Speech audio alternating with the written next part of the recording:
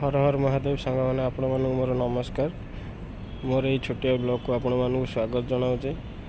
आज चलूँ सांग मान गोटे नुआ रेसिपी देखा, नुआ आइटम देखा। चलूँ देखा कौ भाव में रेसिपीटी बनिया होदी भल लगी channel T like subscribe share करने को जमारू भूल। अंडा फुटी आसी अंडा रे गोटे नुआ आइटम हम अंडा भंगा सरी अंडा भंगा अच्छी आमर आज गोटे अंडारे नुआ रेसिपी बनी हम आमर पनीर यहाँ हूँ अंडा पनीर अंडा को सीझा है देखते पीस पीस कर काटिदेवे। आलू सीझुची आलू होगला पर मसला कषा हो अंडा पनीर बनिया अंडा पीस पीस कटा होमर अंडा पनीर बा अंडा रेसिपी बनी हम।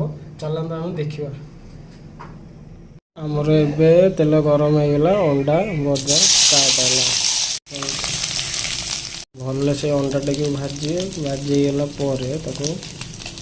काढ़ी देके आलू टाक भाजीदे बस तापर मसला करके मसलाटा हम तापर अंडा कर हम आमर भजा रेडी होगला। आलू भजा चलचे पिज आमर भजा चलती पिज होगला अदा रसुण पेस्ट पका रसुण पकड़ जामर होगला पानी दिहब मसला आमर कषा चलती मसला मसला रेडी होगला और भजा अच्छे अंडा आलू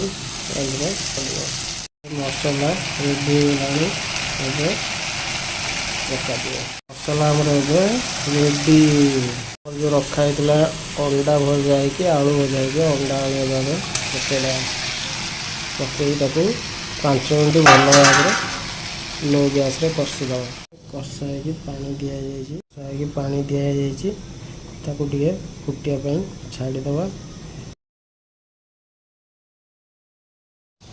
अंडा करी आमर रेडी।